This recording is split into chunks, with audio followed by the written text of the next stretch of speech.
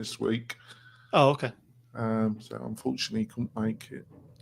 Right. Welcome back, Tribe. It's another WP-Tonic show. We've got a great guest with it. We've got Derek Ashauer with us, the founder of Conversion Bridge. And it should be a great discussion. I'm going to go straight into my countdown and we'll go into the podcast. So 3, 2, 1. Welcome back, folks, to the WP-Tonic show. This is episode 948. In this show, we're going to be discussing analytics, why they are important, how can you get really good analytics from your WordPress website from 2025, and also the business of WordPress. We've got a great WordPress entrepreneur with us. We've got Derek Ashauer, founder of Conversion Bridge, which is a great way of getting great analytics for you or your clients. So, Derek, do you think you just can give us a quick 10, 20 second intro, and then when we go into the main part of the show, we can delve how you got into the world of WordPress in a bit more detail? Just about myself. Yeah, just give us a quick 10, 20 second intro. Yeah, I've been in WordPress since probably about 2007, 2008. I started building sites for clients around that time, starting my own freelance agency, doing my own thing. And then over time, I've kind of grown tired of doing client stuff. So I really wanted to dive in and solve problems in making products. I really love development. And so I'm in that current transition of like many WordPress plugin companies that started as a freelance agency business and then moving into products. And I'm really enjoying this transition. That's fantastic. Like I say, we're going to have a great discussion about analytics and WordPress and the business of building a commercial plugin. We will be back in a few moments. 3, 2, 1. Welcome back, folks. Just want to point out we've got a great resource. We've got some great special offers from the sponsors of the show, plus a created list of the best WordPress plugins and services aimed at the WordPress professional or power user. You can get all these free goodies by going over to wp-tonic.com/deals, wp-tonic.com/deals. What more could you ask for, my beloved WordPress professionals? Probably a lot more, but that's all you're going to get from that page. Sorry to disappoint. No, it's fantastic, actually. You've got an extensive list, so it just saves you from trawling the internet trying to find the right plugin for your client. So, Derek, as you said in your intro, about how you got into WordPress, but let's delve into a little bit more detail. So how did you get involved in web development generally? What was the steps that led? And then was it directly into WordPress, or did you try a few other technologies until WordPress came on your radar? Oh, I started way back when I was in college in 1999, 2000, and a job that I had working at a night school where I just basically had to man the desk and refill the coffee. So I sat there from like 4 to 10 p.m. I had 6 hours to kill every night because there wasn't anything really to do. So my first website that I ever made was a fan site for a band that I really liked. And I hand coded that in GeoCities with, hand coded HTML and all that kind of stuff. So that was long time ago. But over time, kind of got into doing things for friends and family. They were like, hey, you made a website. Can you make one for my small business? So I did that for a family friend, and then just decided, all right, I guess I can do this. And out of college, got a job working at a company where I was making sites for their clients. And then quickly somehow got ranked #1 if you search San Diego web design. And then my freelance career took off. So, and then once I started doing stuff for clients, that's when I was wanting to find more solutions where they could manage their own content. And that's when I stumbled across, I actually tried to make the beginnings of something like WordPress. It was a mini little blog tool was called Ash News, but it was just a flat file system for clients to be able to add like a blog or news articles to their site without having to contact me all the time. And then that just wasn't great. And then some clients were wanting some more things, so that's when I finally ran into WordPress around that time, and then was like, well, yeah, this is a no-brainer. This is all done for me.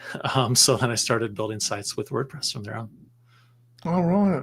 So you've been running your own small boutique agency for how many years now then? And 2007. So right, 17, I think 17 years now. Yeah. right. And do you just work mostly on your own, or do you have a small team that works with you? No, that's everything that I do is just myself.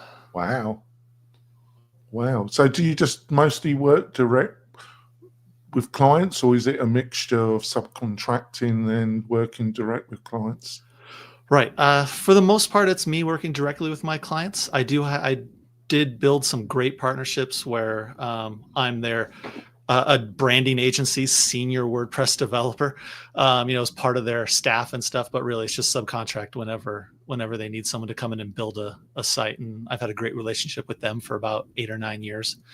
But yeah, those are the main ways I've done it. All right. So, Conversion Bridge, what does it solve? Why did you decide to build it? And what? Now it's a bit of a jump, isn't it, from actually doing work for clients and actually building a commercial plugin, isn't it? Obviously there's a lot of linkage, but also it's a bit like sailing on a very large lake and then you decide that you're going to go on the sea, isn't it? That's my metaphor. I don't know if you agree with that. So maybe give us an idea what Conversion Bridge does and why you built it, and what, would you agree with the statement I've just outlined? I mean, I will say, yeah, it is. When I kind of describe to some of my friends and family what I'm doing, they kind of just say it as like, oh, it seems like you're just doing the same thing, just a little bit different. And I'm like, no, it's it's pretty wildly different, which is good, because like I said, after I've been building sites for other people for over 20 years now, and it's something I'm incredibly burnt out on, to put it concisely. So I really enjoy doing the product stuff, but it comes with a lot of different challenges and unique aspects, where if you're building a site for a client and I work for 3 hours, I can directly correlate the income that I've made for those 3 hours, whether it's hourly billing or I know it's going towards a completed project. You build a product, you could spend 30 hours and get $0 for it. There's no guarantee that the work you're going to do is going to yield anything. So it's a very different ballgame as far as different types of businesses that they are. I think I've got to clarify one thing. Are you one of these genius types that can actually develop the design and the actual look of the website and then code it up, or are you just, I'm not trying to be funny here, but you just do the coding and WordPress and maybe custom plugins, or do you do the whole thing, or do you work with a designer? No, like I said, everything I do is 100% me. So I'm doing everything from the blank canvas and the design software all the way to the final Wow. custom coding and development of everything for the clients, and also for my plugins and all the marketing materials and all that stuff. So it really is just me all by myself doing all the things. So it's it can be pretty chaotic at times, but I can't imagine doing it in another way. Well, that's a lot. That is a lot of work. All right. Sorry to interrupt. No. So let's get on to Conversion Bridge. Yeah. So what problem did you see in the market, and how do you think Conversion Bridge helps with this problem that you observed? Yeah. So one of the main reasons I wanted to create Conversion Bridge was I started it almost for myself. because I wanted to use one of the newer modern privacy focused analytics platforms. I wasn't sure which one yet, but I know I wanted to do that because I did actually have some other plugins that I was selling before I made Conversion Bridge, and so I wanted to move to a different privacy analytics platform, but also maintain my conversion tracking. And if you go out there, if you go into the WordPress ecosystem and you go, say you get, there's a WooCommerce Google Analytics plugin. There's a GiveWP Google Analytics plugin. There's Easy Digital Downloads Google Analytics plugin. So for every platform, you had to go and buy or get their specific Google Analytics conversion tracking one. And it was only available for Google Analytics. As someone who built Site for Clients, that's just the idea of constantly buying these plugins over and over and over again always frustrated me about the entire WordPress ecosystem. These little niche little things it does. Google Analytics for GiveWP for this one client, it's going to cost me another $40 or whatever it was at the time. Stuff like that. It just always felt a little nickel and dimey to me. So in order to move to a different analytics platform, there wasn't anything available at all. So I was going to have to either custom code it for myself, or as I was getting to that point where I want to actually, come up with ideas for products, I realized this is an opportunity. There wasn't, conversion tracking for Plausible, Fathom, Persh. There's Conversion Bridge integrates with 10 plus different analytics platforms right now. So I was like, why not? That was an opportunity to do that. And then what I loved about it is that if I were going back 10 years and doing stuff for clients, I could just use Conversion Bridge for all my client sites, regardless of which analytics platform they're using or which plugins that they're using on their website, because it adds conversion tracking for WooCommerce, Easy Digital Downloads, Gravity Forms, WS Form, for every popular form plugin you can think of. There's GiveWP. All of that is encompassed in one single plugin to solve all your conversion tracking needs. It also does it with Google Ads, with Meta Ads, or for Facebook ads, TikTok ads, even does Pinterest ads at the moment. So literally one plugin that you can go to over and over and over again for every single website that you build for clients. And it's going to solve every problem that you need around analytics. And there's no more nickel and diming for every single project. Right, the way I kind of rationalized it, and I don't know if you're going to agree with this or like this, is that I saw what you're attempting with this similar to the way WP Fusion deals with marketing optimization. Yeah. So it seemed two very different products, but the philosophy seemed to have a lot of similarity. And Jack, I've known Jack for a number of years, and he's a great developer and a really great guy, really. So would you agree? Did what WP Fusion have done, was that on your radar, in your mind, as a reason to do this, or not? It wasn't a reason, but it was definitely, as I was building it, I made the same connection, that it is one plugin to solve a lot of integrations in one spot, so you don't have to keep going all these different places to solve it. It's a many-to-many plugin, not a one-to-one plugin. And I mean, I'm very well with Jack as well, and I even was looking at his website for inspiration for how he marketed things and how he approached to presenting integrations and talked about them and stuff like that. So yeah, there definitely is some similarities where Jack works with CRMs and Conversion Bridge is focused on analytics. I've got a soft spot for Jack, because he helped me out on early days on a couple of projects that I should have never taken on.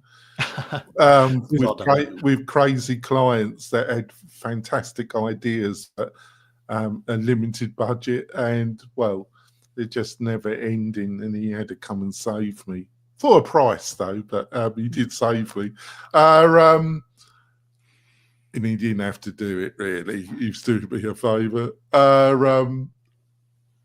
So Google Analytics, it's the big gorilla. It's probably over a year now they had their update. I think like a lot of Google stuff, it's got more complicated, more frustrating, and it's the data that it supplies seems to diminish with every new version. First of all, would you agree with that? And has that led to people looking more at these other third-party platforms? And if that's the case, what are some of the leading ones in this area that are trying to compete to some extent with Google Analytics? Giving you a 3-point question there, but that's what I normally do. That's what I normally do, Derek. Yeah. Google Analytics with the latest version, Google Analytics 4, in my opinion, I think it's pretty general consensus. We can all agree that the UX, the UI for the whole thing just went to hell in a handbasket. It's atrocious. What I used to love about the UA, the Universal Analytics, the previous version of it, was I could set it up for clients, have them create their analytics account, then they add me to it. And then once I had it all set up, I could say, just log in and you can see all your stuff. Not once did I ever have a client ask me, what do I do here? I don't understand. They could walk in and just look at it, and it all made sense for the most part. And that was great about, I love that because it made my job easy. I didn't have to really sit for an hour and walk through Google Analytics. Now with GA4, there's like week-long courses on how to just use the basic fundamentals of Google Analytics. And I'm like, I'm sorry, that's way over the head of most of our clients. They're not going to want to be able to figure it out. There are ways around it using like Looker Studio or something like that to set up simple to digest dashboards for them and things like that. But it's just yet another step. It's a layer on top of a layer on top of a layer just to get something that a client can use. So I do think it's gotten worse in that regard for the typical site owner and more, I don't want to say, but more standard marketing managers or people who are doing marketing for their clients. It's just so overly complex at this point. I don't think it's necessarily reduced the amount of information that it's collecting. It's still collecting some good information. And in fact, I think it does a better job of, like, I can send in product data, and it already has predefined ways of sending in product data so that you can then use that and get reports based on that. Oh, right. So there's still ways it can do that. It's just, would you say then on the e-commerce side, the actual information has got better? I don't think it's gotten better. I think it's still the same. It's still, but what I'm saying is that it hasn't gotten worse. The data that it collects, it's just the experience from a user point of view to find that and use that is so much harder. Which, when it becomes harder, what usually happens is people just don't use it. So they'll put on Google Analytics, it'll collect the data, and then they do nothing with it because once they first log into Google Analytics, they go, what the heck am I looking at? And then they immediately close the window and walk away because they don't want to spend a week trying to learn how to use it.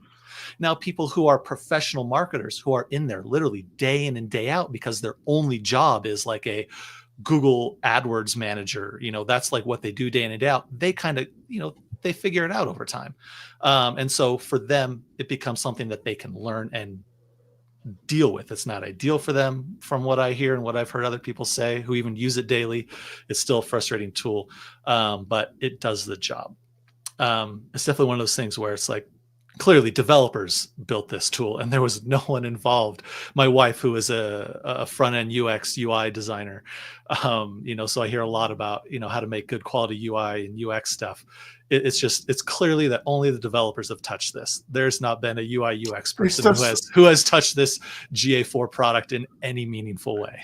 It's just crazy, isn't it? Yeah. It's really, you must really wonder what goes on in Google. Yeah, it's really, mustn't you? How it's run. It's just mind-boggling, isn't it? My guess is they kind of had to rush it out the door to meet all the privacy laws, and it wasn't really a full-fledged product. And now they're trying to back into it over the next several years. But it's Google, so it's going to take a while. It's being used on however many sites, so they got it. They can't make sure they don't break stuff, so they're taking time to do it. But that's similar to Gutenberg, isn't it? Yeah. I'm sorry. I'm kidding. So I think you mentioned also some of the other options that are out there. There was some of the leading ones on you. I'd say some of the more the more known ones are ones called Plausible and Fathom. Those were some of the first ones to kind of get into the market as Google Analytics alternatives. So I think they were just one of the first ones. I don't necessarily think they're the best ones, but they are definitely, I think they do a great job. I don't have any problems with them. There's other ones called User Maven, which I think is another top Well, I tier. love the name, don't you? Yeah, yeah, that's a fun one. User Maven. Oh, User Maven, yeah. Maven, yes, Yeah, sorry. so that's a great one. Another one that's much smaller out of Germany is called Pirsch, Pirsch, and that's actually one of my favorite ones. I think he's doing a great job. It's just, one guy doing his thing, and I think it's a great solution. But like I said, Conversion Bridge integrates with 10 different analytics platforms, each one with their different pros and cons of what works better. Which unique features that they have, but. So most of the people that listen to this podcast are WordPress professionals, freelancers, agency, plugin, or power users. Of the few that you've mentioned, what's one or two that, if a friend was asking you, you would recommend, and what are the strengths and weaknesses of the one or two that you would recommend? I would always for a landscaper site, or the type of client sites, those small business websites that most agencies are building. I would say Pirsch first and foremost. One of the reasons why is we've gotten used to free analytics from Google for 20 years or something at this point. And so the hard thing is it's a hard pill to swallow to now suddenly have to pay for analytics. Because it was just something that was free for so long. And all these alternative options are paid options. They may have trials, or there's a couple that have, low free tiers, but, any decent site will probably jump over those free tiers fairly quickly each month. So it's a challenge. Pirsch is one of the more affordable ones that you can get, a landscaper site, for example, could probably get all the traffic they need for $6 or $7 a month, I think, if I'm recalling it correctly. So it's definitely, a little bit more affordable. I don't remember the price off the top of my head. I think Plausible and Fathom are more in the like $15, $20, $25 range. Wow. And in the WordPress space, like I said, when everything's kind of nickel and diming, it feels like at times we're buying plugins for this, buying plugins for that, and then also now having to pay for analytics, which previously was free. Cost can be a factor. And so Pirsch handles all the features that a SMB, small medium business would ever need. And it can do some e-commerce stuff, but yeah. You don't get nickeled and dimed if you host with WP-Tonic, because you get all the plugins included. But on the other hand, yeah, I think the nickel and diming, you've mentioned that, it's a bit off topic, but you've mentioned that 3 times now. But I think with a lot of users, with decent hosting, with a decent page builder, I would not recommend anybody to go Gutenberg native, but using something like Cadence, WP, or Generate Press. Or if you don't really want to go the Gutenberg route, use something like Bricks. I think just using a decent form plugin, like you can get the best free one for the type of people that we've been discussing, I would say, is Fluent Forms. I really think with that, unless you've got specific needs, I don't really think you need to go all that bonkers, really. I think a lot of people, they can't control themselves, Derek. Even if either they're a developer or they're a power user, they just can't control themselves. They get into the candy store of WordPress plugins and they go berserk. What do you think? It's hard for me because as someone who could design and then also develop stuff, oftentimes I found myself just being like, I don't want to pay for yet another plugin for this project. Let me just build, I don't need the 50 features from this that the only paid option offers. I only need the 2 features, and I can build that in an hour. So let me just build it for this one particular client. So yeah, I mean, I agree that you can get through a lot of a lot of stuff. And that's definitely, in 2025, you definitely can. 3-4 years ago, it was harder. 10 years ago, it was near impossible. Because there are, we're seeing a consolidation in the WordPress space where there's one company like Fluent who is making a suite of 10 different tools that you can all buy under one roof, which has a lot of different positives and things like that. And there's a lot more quality free versions of things. Yeah, but I these think days. also a But, lot yeah. of the stuff that I thought, a lot of extra plugins did, I think a modern page builder does for you in some ways. But Yeah, it does. what do I know?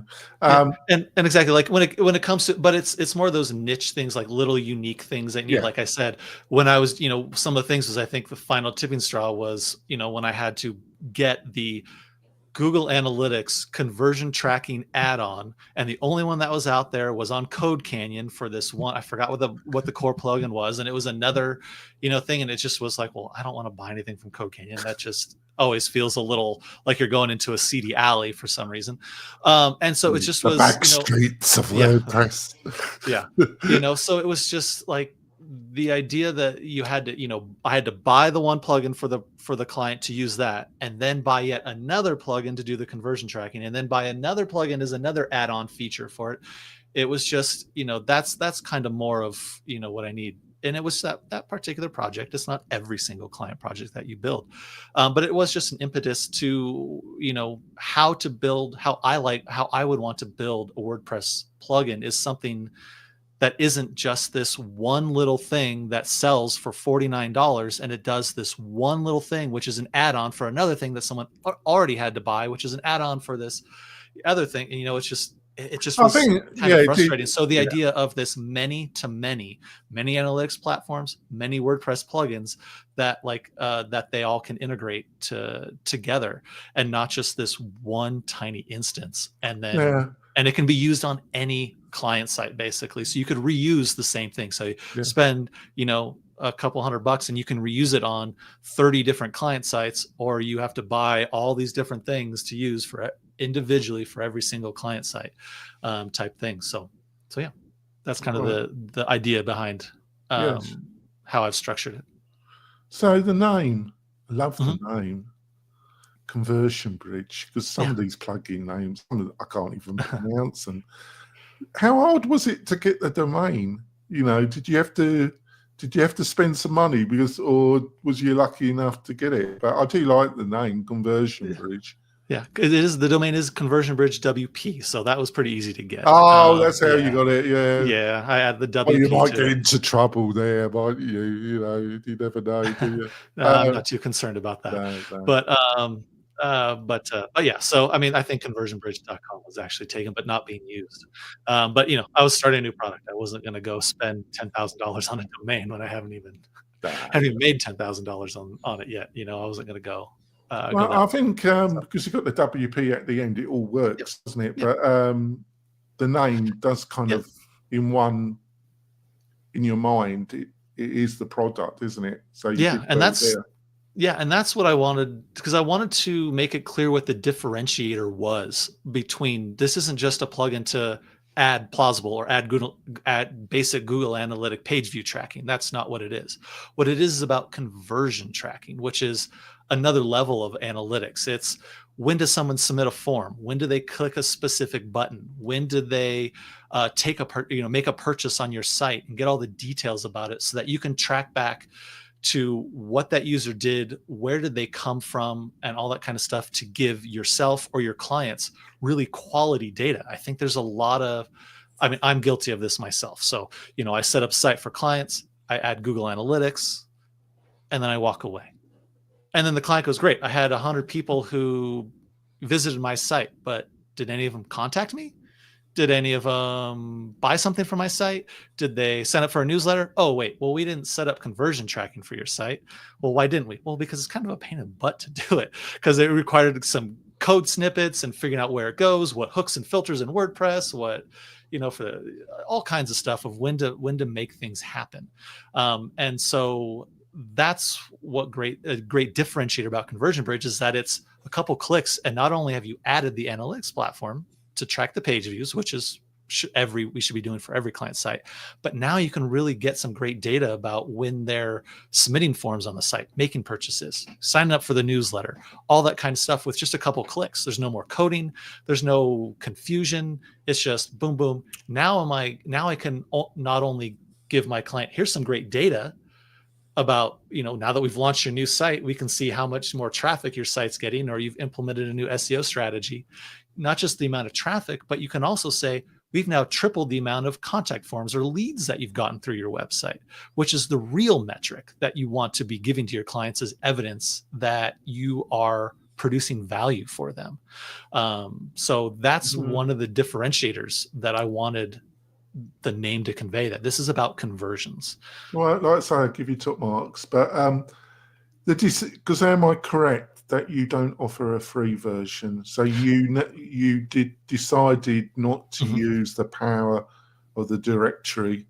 Was that something you really had to think about, because it's a two-edged sword, isn't it? So what was the thoughts behind that, and was you decided not to go down that route from day one? Right. So I do have some other plugins, and they do follow the freemium model. So I'm experienced in building stuff and using that model, and there are pros and cons to each one. Quite honestly, there's a couple reasons. Two main ones were, the moment you offer a free version, you can't undo it. So that's, you're married.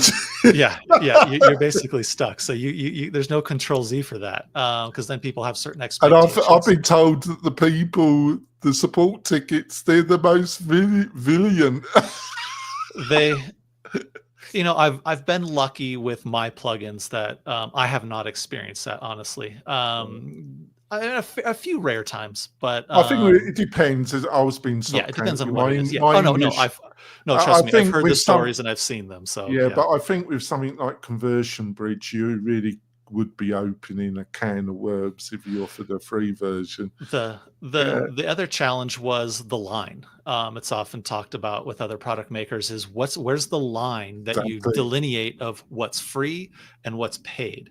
And I kind of struggled with how to where that line would be to make it worthwhile for free, for free users to want to use it, but then not give the farm away at the same time. So I just couldn't decide on what that would be. So Conversion Bridge, I think I think in a week from now is going to be my 1-year anniversary of launching version 1. So, I'm still open to the idea if I could, well, the thing ultimately find it, but that was the reason you why mentioned the nickel and dime.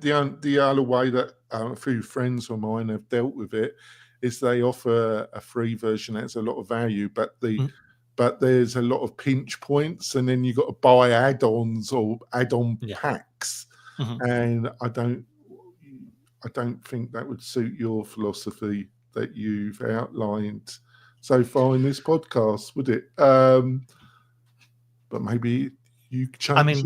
It's one of those things about running stuff like this. You're running a plugin. You are constantly reevaluating what is and isn't working, whether it's changing prices or your marketing channels that you're focusing on. And it could also very well be the offering itself. When I started Conversion Bridge, I was going to purposely not even include integration with Google Analytics.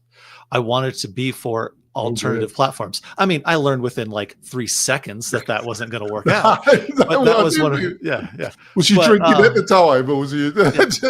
Sorry, because I wanted it to truly be an alternate option to things like Monster Insights or some of the existing, or Google Sitekit even. I wanted, because you could already do that. Somebody that but I quickly realized when like the first 5 people that asked me questions, all of them asked me about Google Analytics, and I was like, okay.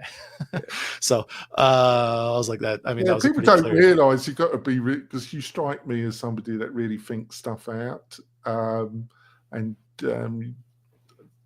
so you make the best choices, and then you got to be prepared to move fast, because you're just making honest assumptions, aren't you? Yeah. based on your experience. But Yeah. you know, And I'd even say as a product or a plugin owner, even within the several that I have, what works in one doesn't work in another because it's a totally different market, a different type of user, even though they're still WordPress users. Like one of mine is called Sunshine Photocart, and it's built specifically for photographers. They are a very unique, specific bunch of people. that's one way of putting it. By my experience, dealing with a few when I was like you, and I got totally burnt out. And then I worked for an agency, a major North Nevada agency, for a few years, and that was crazy. Yeah. And then I worked for myself, and I got totally burnt out. I mean, absolutely burnt out. So where I got to the stage where I couldn't touch a computer for 18 months.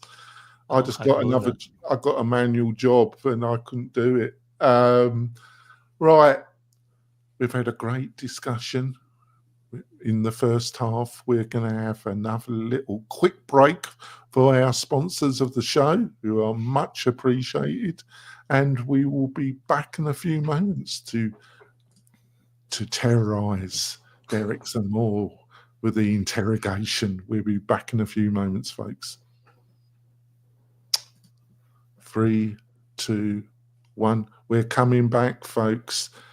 We had a great discussion with Derek. I think we've covered some interesting stuff. I've got some more interesting questions. But before we delve into the second half, I also want to point out that if you're looking for a great hosting partner, especially around membership and community websites for your clients, why don't you have a look at what WP-Tonic has to offer?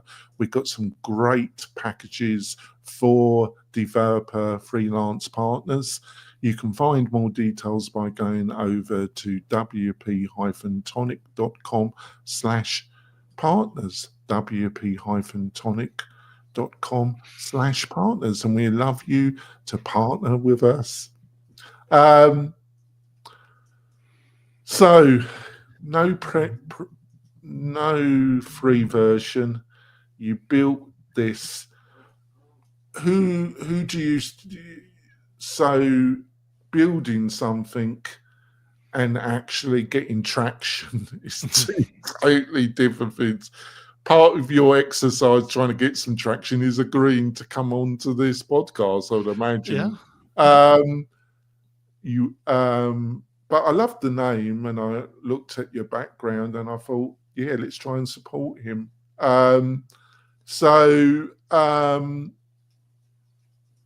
What was there a plan? You know, first of all, you've mentioned your previous plugins or your ongoing plugins. So how many active other plugins have you got going, actually? Can you give us a quick outline?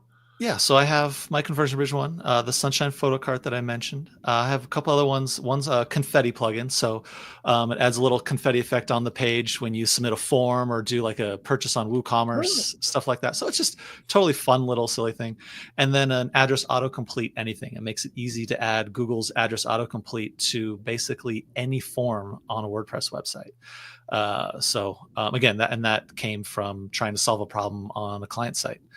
Both the confetti and address autocomplete, they were client requests for something. I was like, well, I can turn that into a plugin, and so and turn those ones into a couple other free or paid.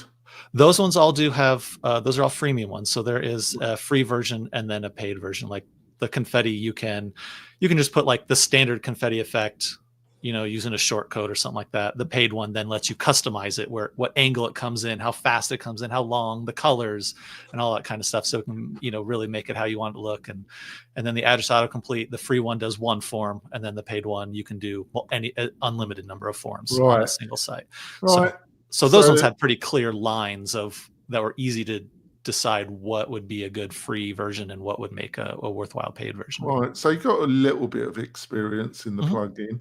But Conversion Bridge is a different animal, isn't it? Now, the amount of time, energy, I have no idea how much time you must have put into this. I really don't want to know, because I think it might have more of my hair fall out, and I'm not even involved in it.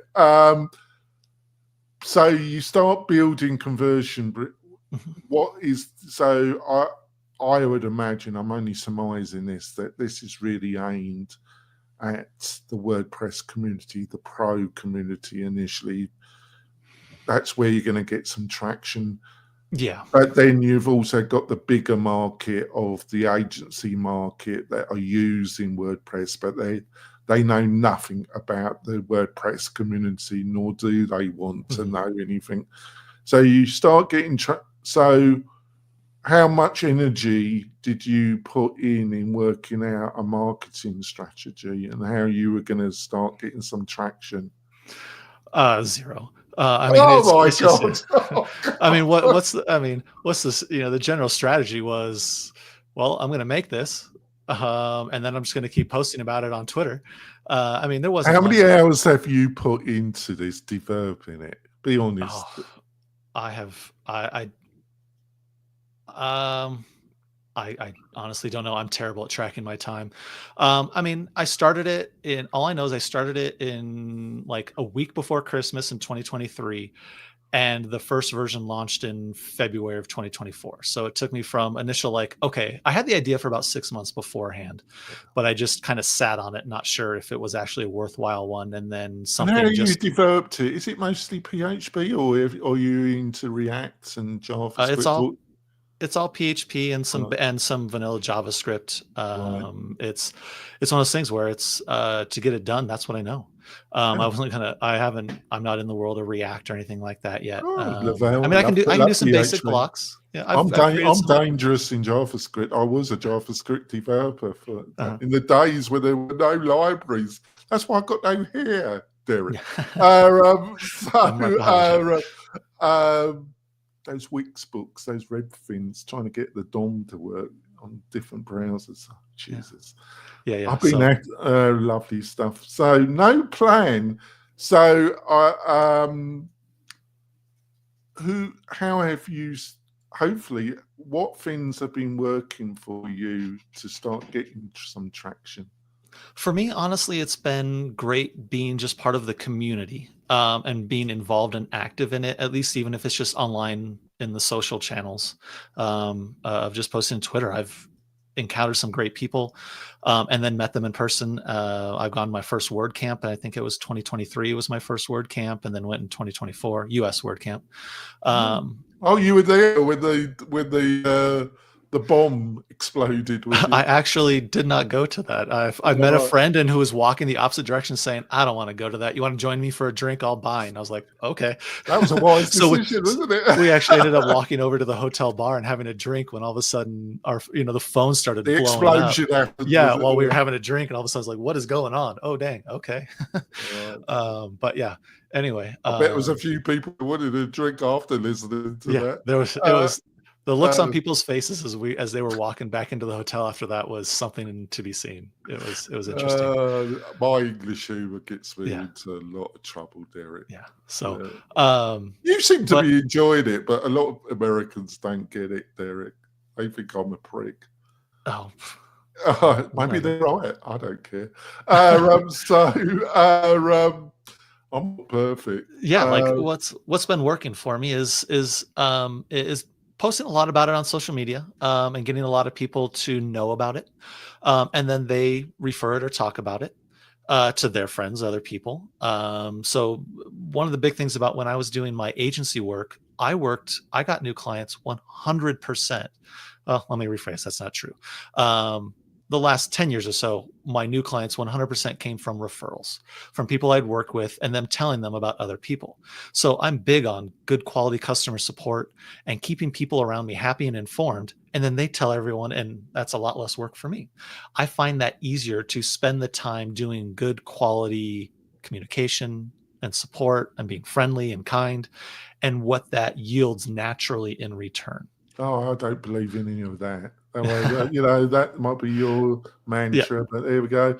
No, I'm only kidding. I have been surprised over the years the amount of clients and people that, I'm slightly bonkers, but I have been surprised the amount of people that I've come to the conclusion that have some form of mental personality disorder I've had to deal with. But maybe that's me. Maybe I attract what you are. There we go. So what have been a couple of the most surprising things that come up with your journey with Conversion Bridge so far that you would like to share with the audience? I think it's just it's the patience that is required. I think I alluded to it earlier that when you're building sites or doing projects for clients, you say, I'm going to get, $5,000 to produce this. You know what it is, what you need to produce, and you know what you're going to get paid for it before you even start on it. And it's great. When you're building a plugin, I could spend 6 months building something and get $0 in return for it. It's been a surprise at what different mentality that you have to have about trying to run a plugin business than it is running an agency. That you really have to, for me, I'm a developer first, designer second, and then a marketer way, way down the line third. Yeah, way down the line. So the idea of, okay, I'm going to write these 10 articles about something, or do this, connect with like one of the things I want to mention also is that's been working fairly well is I do a lot of integrations with other plugins. So reaching out to them to cross promote each other has also been a great one. It's a natural fit. They have an audience of, tens of thousands of users, and I have, I built integration. They want to share that. And it's non-threatening as well, correct. Isn't it? It's totally there's no exactly. So it's a lot of times a lot of people can't do that because it's not so black and white, but I can see that working really well for you. But yeah, so the surprise is just, like how you can do that partnership. You spend the time working with them, spend a couple hours, whether it's, co-crafting a blog article and an email to go out to their, to their list and all this kind of stuff. And then say, I have no idea if this is going to yield any results whatsoever. So it's just knowing that you have to keep going at it and be persistent, and that you may not see anything for a couple years before you really see a true, be able to recoup my time. You asked me about like how many hours I spent developing, and I'd include my marketing, and you say, I think about this often. Idea how many hours you put in this, and I think about it, and I go, okay, it just puts me in a cold sweat, actually. And then I was trying to say is then I think about like the hourly rate, and it would probably be like $2 an hour at this point, and I go, I could probably go on Fiverr and make, 10 times that, 20, 100 times that, and do some simple projects and knock it out instead of all the headaches and stress and of not knowing that I'm going to make money. Or I could just walk in and start grading projects and know that I am going to make money. So it's the mentality is just how different you have to be prepared for that. So kind of stuff. Are you just, because I wouldn't even ask you, about your personal finances, but are you keeping just some old clients going, or have you really reduced your book of business to almost zero? With just zero in with Conversion Bridge. Maybe you can give some idea percentage wise how much if you are dealing with existing clientele, and how much in percentage terms your day and week is on Conversion Bridge? I've been working on this transition for probably about 2 years now of getting, moving from clients to being product only. I'd say my time wise right now is probably about 25% clients and 75. Oh, let me rephrase that. I would say, no, I have to rethink this a little bit. I would say it is more about, it's probably more about 60 to 70% doing client and stuff. But what I'm filling it in with now is where I don't have my own direct agency clients. Those, for better or worse, I think for the better, have slowly been drifting, and I have not signed like a new agency client in probably a year and a half. It's been struggling because I never really did marketing for my agency. It was all referrals. But as I've started to focus on my products, there's just been a natural, I don't put as much attention on my clients. So they're not getting as quality attention. And so they're less likely to refer, and stuff like that. And just over time, they churn and go off to do other things. Their businesses close or all that kind of stuff. So, so they have had more time. I've backfilled that right now. I actually am working with a couple other plugin companies as a contractor developer as well, to backfill some other income. Yeah, sure. So, you know, I would say my product income is probably about 40% of my total income. So you're reasonably happy with how I mean, conversion ideally it would be, I mean, of course we all want it to grow. It just I want it takes to be much 100% of longer. my income. Yeah, it just takes much longer than people realize. And it's only been around a year, and other product owners that I've talked with have basically said, you need to go for at least 2 years, not 3 years, if not 3 years, before you start to really evaluate, you know, how I it's think doing. as long as it's going in the right direction. I think so. I hope so. I think if it isn't, but it's really hard. Nobody can tell. It's hard to gauge. Yeah. Yeah. So, but that's how I've been doing it. I still do have some, you know, clients. I, you know, one of the things that is a resold hosting, you know, and so I make a, you know, 15% of my annual income is from clients that I never even touched. I was warming to you, Derek, but now I'm going cold now. But there we go. Well, when you launched, I suppose another thing, this is an old chestnut, but I've got to throw it into the conversation, lifetime deals. You know, there's only one thing that warms the heart of WordPress developers, and that's lifetime deals. They're a cold lot. So did you offer some lifetime deals when you initially, and what's your views on it, or did you decide you're not going there? I do have some lifetime options right now. They're priced accordingly, in my opinion. But yeah, they do. There are some on there. They're not, you know, it's not going to be $50 for a lifetime. You know, it's nothing cheap. You know, it's the usual calculation of the average customer lasts this long. You can just prepay for that up front, and then you could have it for 10 years if you wanted. But yeah, I do offer some lifetime deals for Conversion Bridge. But I test it regularly to, you know, every once in a while. Sometimes I pull it down to see if that makes an impact on sales, see what's going on, and then put it back and try it. So what's your opinion about doing specials over Cyber Monday, Thanksgiving, whatever? Because I know some of my that got very large plugin, and the terrifying thing is almost 40 or 50% of their business is done over a month of the year. Yeah, which is it must be quite terrifying. So what's your views on that? I mean, I did one this last year, so definitely participated in that whole thing. Did, you know, I would say 80% of the sales that I did over that Black Friday were lifetime deals, because that's when people were really snatching it up. So yeah, I mean, it's a way to do it. I guess I see it as, if there are certain customers that will only buy if it's discounted, then I guess I'd rather get their money than not at all.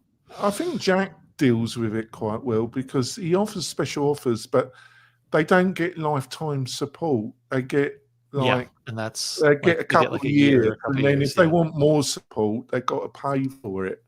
And that's the kicker is, you know, in 10 years from now, am I going to have to keep supporting you even though you only paid me $100, you know, and you've been using this product for 100 years and you send me a support ticket every 6 weeks? Like, that's, you know, that's unsustainable for a business to be able to do that.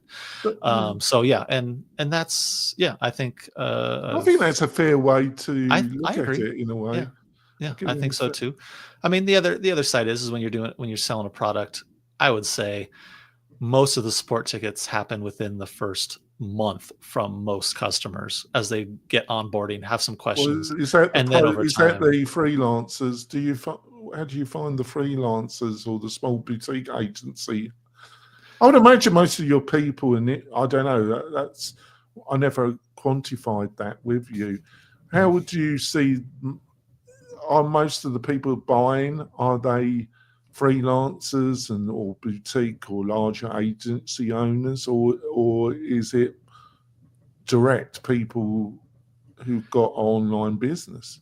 It is mostly professionals. People are building a site for someone because they're the ones that understand what conversion tracking is in the first place. Trying to tell someone who's making a blog about their, favorite about kite flying or something like that. They're just, they don't necessarily have a need for it, So it is usually people who understand, who are running a marketing campaign for a client, things like that. They understand the need to track those conversions. So that is my main audience that I'm trying to get in front of for Conversion Bridge. And that's why the lifetime deals have a place. Let's move on. Let's go on to AI, Okay. which I have such mixed feelings. I use a ton of it. It's been really helpful, but I also, I was involved. I got involved in web design a bit like you, but I'm a lot older than you. But I got involved in 97, 98. I started knocking out a few websites, and then I got into Flash. Then I got into JavaScript. Then I moved to America, and then I got into WordPress. At the time, I was working for an agency. That was the first job I had. I always worked for myself before that, and that was an eye-opener. Do you use any AI tools, or do you think it's the spawn of the devil? No, absolutely.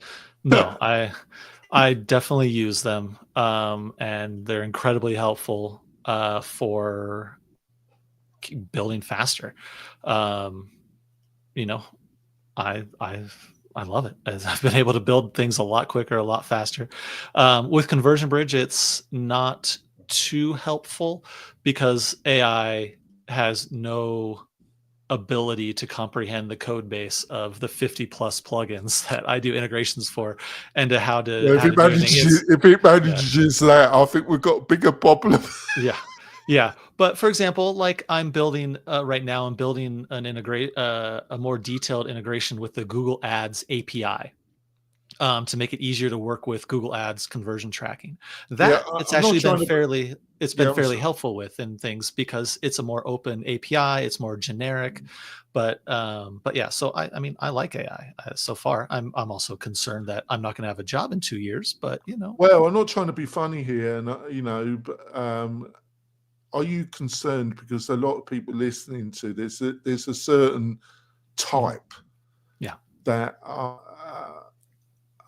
was going to use a term, but I'm not going to use it actually. There's a certain type of developer out there that are listening to this, and they're probably thinking, Derek, I can just get the connection. I can just ask AI to knock out an add-on that does the connection. I don't have to buy your product. Good luck with it. I dare you. I'd love to see what AI does for you. Good luck with it. But I'm not trying to be funny, but there is I understand. There is the type that are listening to this that are thinking that, aren't they? Oh no, absolutely. And I've thought the exact same thing.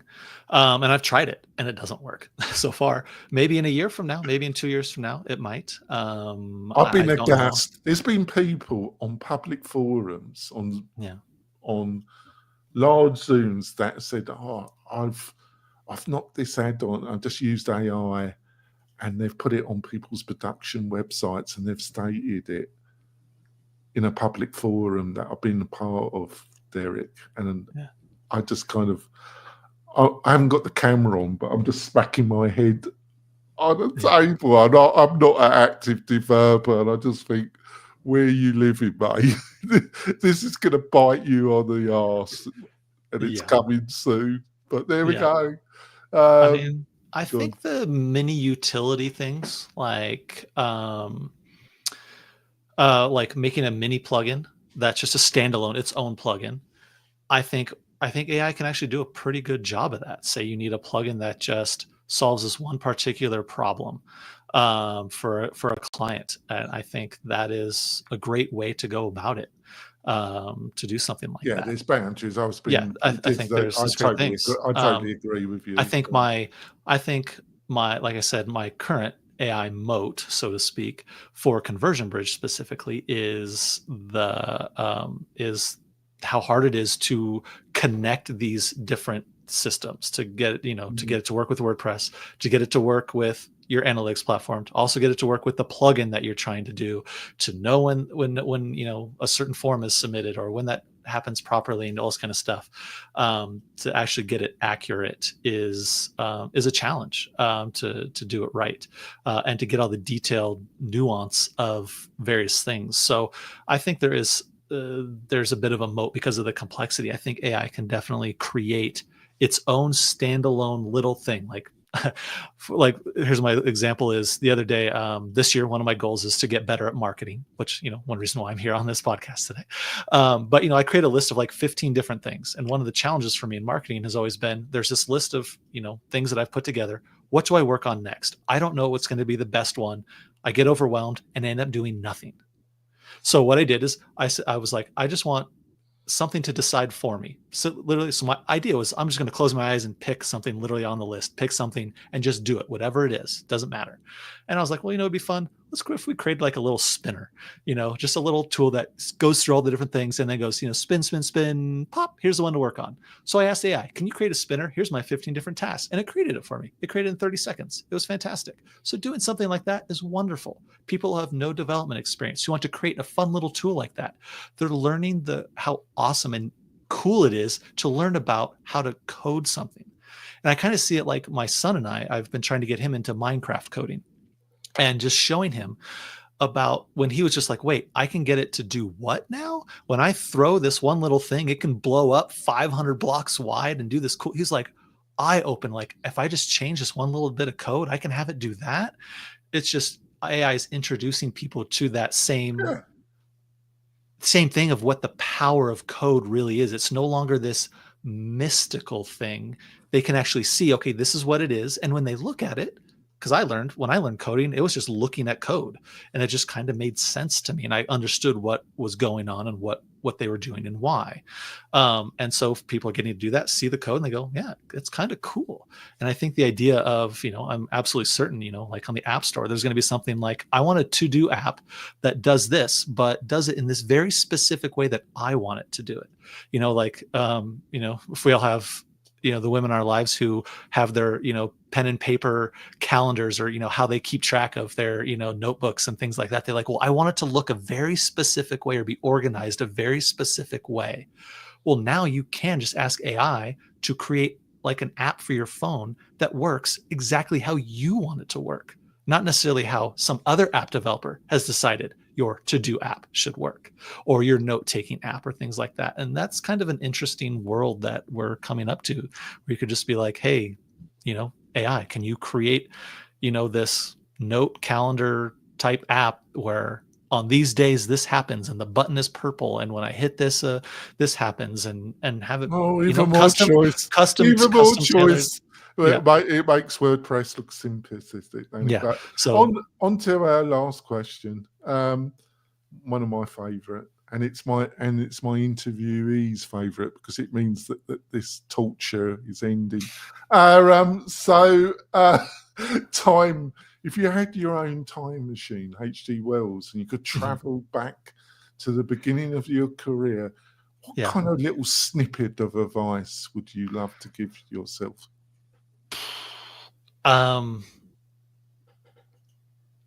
The biggest thing I would say is to find a better balance between personal and work life. I think for me personally, I kind of wake up too often as a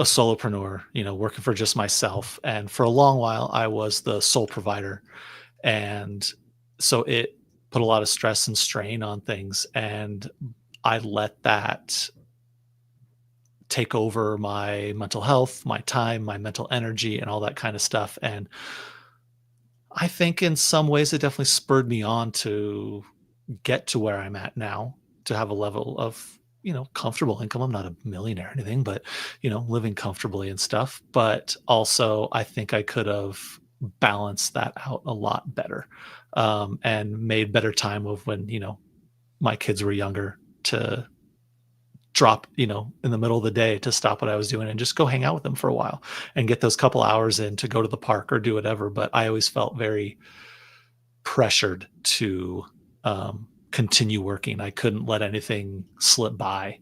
And so I did miss some of those opportunities, even though I worked from home. And for myself, I never really took full advantage. And even to this day, it's still a struggle to take full advantage of those freedoms that supposedly are part of this way of working. I think you put that well, but I think also you're being a bit hard on yourself. You seem very calm, Derek. Oh, it's been a 20-year journey, yeah, and I'm much somebody better that's at it right been now. in development, because I'm bonkers, I'm totally a nut, and Yeah. I wasn't. It's been in web development that's done it to me, Derek. But lots end up like me, actually, but you seem very calm, so I think you've done a reasonable job. Derek, it's been a pleasure talking to you. You have to come back later on in the year I'd be happy so we to. can have another chat. What's the best way for people to find out about Conversion Bridge and maybe your own thoughts? I don't know if you have a regular blog as well, or is it, but let's start with Conversion Bridge. What's the best way to find out more about it? Yeah, you can visit conversionbridgewp.com. That's where you can learn about everything about the product, of course. And then if you want to follow me on Twitter at Derek Ashauer, I'm pretty active on there and constantly talking about what I'm working on, what my challenges are, where I'm going, why. It's, you know, kind of doing the build in public thing. And so keep up on my journey. Sometimes it's random things about soccer and other things, my hobbies and things like I'm that. warming. Oh, you're into soccer. I'm warming to you again. Yeah, there you go. Oh yeah, I've been playing soccer since I was 6, and I actually have a game tonight. So the beautiful game. There we go. There we are. All right, we're going to wrap it up. Kirk was not able to join me. He's traveling. He's at a conference, a speaker at a Power Sport conference. But hopefully he will be back next week. We've got some great guests like Derek. I'm amazed at the quality of people that agreed to come on the show. It's been a pleasure this episode. Hopefully we're giving you some great insights about building a great plugin business, WordPress. We will be back next week, my beloved tribe. See you soon. Bye.